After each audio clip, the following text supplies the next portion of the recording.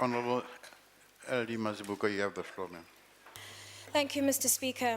Honourable Speaker, let me first lend my voice and that of my political party, the Democratic Alliance, to that of the Honourable President and to all South Africans who condemn the passage and the enactment of the 1913 Native Land Act 100 years ago.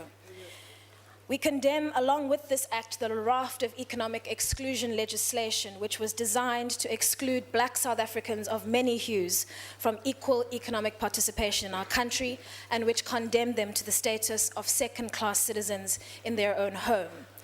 For our part, we are committed to redress, reconciliation, delivery, and diversity, and our concerted effort is to reverse the legacy of racial inequality and economic exclusion on the basis of race.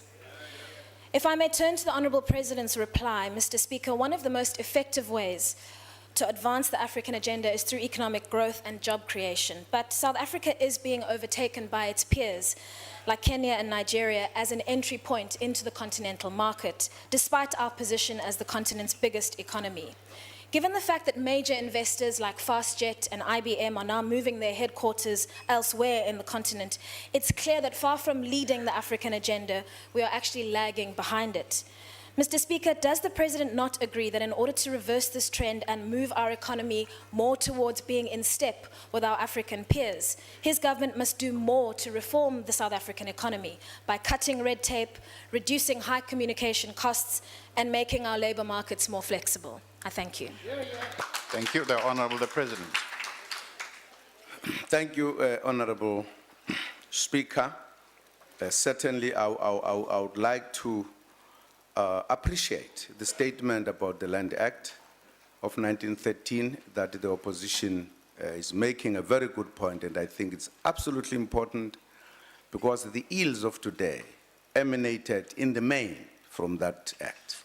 So this is highly appreciated that we can speak in one voice on a matter that is a common problem to all of us. So I would like to underline that. With regard to the growth of the economy, I think there are many factors that lead to how the economies move and how organized are other economies compared to others. And what is it that makes the investors move to one area or the other? I wouldn't say the South African economy has problems that make people not to come to it. I think the investment is coming to South Africa, but the investment is no longer, as it was in the history, concentrating to South Africa only. It is now seeing other countries as well. That cannot be seen as a negative thing to the economy. It must be seen on the context that I was just describing Africa, that we want the entire Africa to grow economically. I don't think then we should have a problem if investors begin to spread their investment in the continent. In fact, it could be partly because of what I was just explaining, that we speak in one voice, and therefore we expose all the countries, the possibilities that are there, and say, here are things that need to be looked at. I was saying, reports have been saying, a number of countries that are fast growing are in Africa. It means there is an investment. It takes into account the continent, its efforts, what it is doing.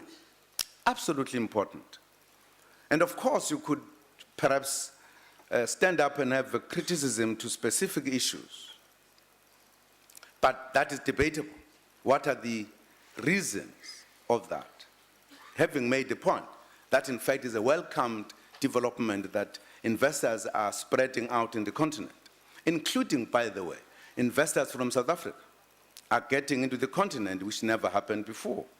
That is a good news because it means we are going to be able to address the problems that face Africa. The very fact that we are saying there are too many foreigners here is because South Africa has been the only growth point, and therefore more attractive that people come here because there are problems in their countries. Once investments go to every other country, even that trend is going to be arrested. Well, they will then have opportunities in their own countries, et cetera, et cetera. So I don't think there is a big deal in terms of the investment going to other countries. I think we should appreciate that, should applaud it. We should say, thanks God, Africa today is being seen as a destination for investment, not just South Africa. That is how I'll look at it. As to other issues that people are looking at, I think that's a matter we could debate, whether it's because of South Africa's kind of regulations. Because again, it has its own sides, many sides to it. Why? What is happening to the countries where they're doing investment? Is that investment to the beneficial of those countries? Are there regulations to ensure that that investment benefits the local people? I think that's a different area we could debate. I think for now, we should be saying, wonderful. Many investors in the world that we talk to see South Africa as a gateway to Africa.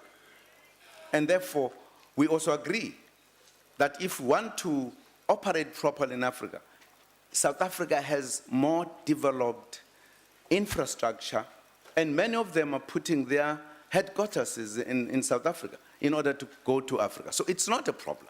It's not a negative trend, I say. It's an important trend for the continent. That's how I view it. Thank you very much. Thank you.